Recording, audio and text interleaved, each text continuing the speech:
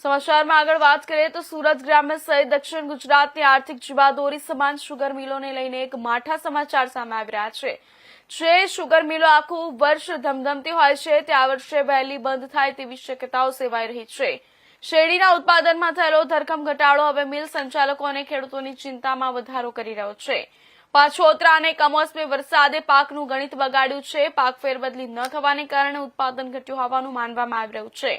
તો સાથે સાથે સુરતની આસપાસ વધતા બાંધકામોએ ખેતીલાયક જમીન છીનવી લીધી છે।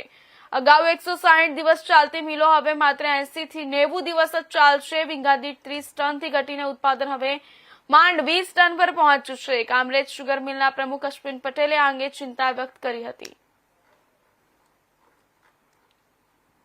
જે કાકા જે રીતે શેરડીનું ઉત્પાદન ઘટી રહ્યું છે કયા પરિબળો જવાબદાર શું કહેશો? શેરડીનું ઉત્પાદન દિવસે દિવસે ઘટી રહ્યું છે, એના માટે ઘણા પરિબળો જવાબદાર છે। આ વર્ષની જો વાત કરું તો લગભગ 5 મહિના સુધી સતત વરસાદ રહ્યો, અતિવૃષ્ટિને લીધે આ વર્ષે ખૂબ ઓછું ઉત્પાદન થયું છે।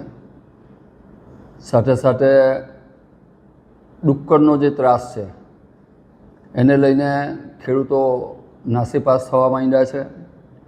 અમુક વિસ્તારમાં ગરમીના સમયમાં વ્હાઇટ ફ્લાય આવે છે। આ 3 મુખ્ય પરિબળ છે। અને ચોથું કે વારંવાર એક જ પાક થવાથી શેરડીનું ઉત્પાદન પણ ઘટે છે। વધારે પડતો રાસાયણિક ખાતરનો ઉપયોગ કરવાથી પણ જમીનો બગડી છે। મજૂરનો સમસ્યા ખૂબ હોવાથી નિંદામણનાશક દવાનો છંટકાવ પણ અતિશય થયો છે।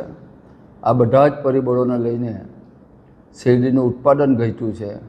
ઉત્પાદન ઘટવાથી ખેડૂતને પોષણક્ષમ ખેતી રહી નથી। એટલે વર્ષોથી આ સરકાર સામે અમારી જે માગણી હતી કે ભાઈ એમએસપી વધારો ખાંડની, કારણ કે આ વર્ષે ઇથેનોલ પણ ઓઇલ કંપનીઓએ બધા પાસે લીધું નથી, એટલે અમારી પડતર કિંમતે પણ આજે વેચાતું નથી। શહેર નજીકના જે ગામડાઓ છે એ બધા બાંધકામમાં આવી ગયા છે। લોકો પાસે મજૂર નથી, એટલે નીલગીરી અને અન્ય પાકો તરફ વળી ગયા છે। એટલે આ બધી સુગર ફેક્ટરીઓ દિવસે દિવસે મુશ્કેલીમાં મુકાઈ જાય છે। એને બચાવવી હોય તો સરકાર જ હેલ્પ કરી શકે, અને સરકાર સુગર મિલો માટે સ્પેશિયલ પેકેજ જાહેર કરવું જોઈએ। હું તો ત્યાં સુધીની માગણી કરું છું કે આ વર્ષે અતિશય વરસાદને લીધે ખેડૂતોની શેરડી ઓછી પાકી છે।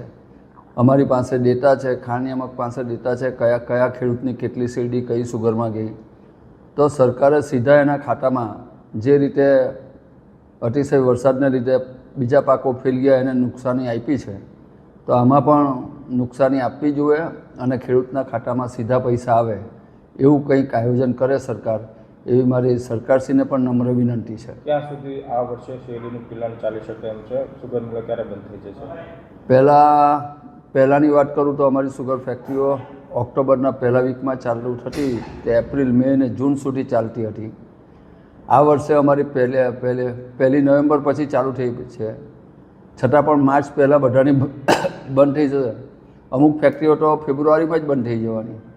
હવે એની પિલાણ ક્ષમતા પ્રમાણે જો એને માલ નહીં મળે તો એના ખર્ચા જે વધી જવાના છે એને લઈને ખેડૂતને પોષણક્ષમ ભાવ વહીવટ કરતાં આપવા હોય તો પણ આપી શકે નહીં, એ પરિસ્થિતિમાં છે। એટલે સુગર ફેક્ટરીઓ પણ દેવાના બોજ તળે ડૂબતી જાય, ખેડૂતો પણ દેવાના બોજ તળે ડૂબતા જાય, એ પરિસ્થિતિ પેદા થઈ છે। ત્યારે આવનારા વર્ષ સુગર ઇન્ડસ્ટ્રી માટે બહુ કપરા છે।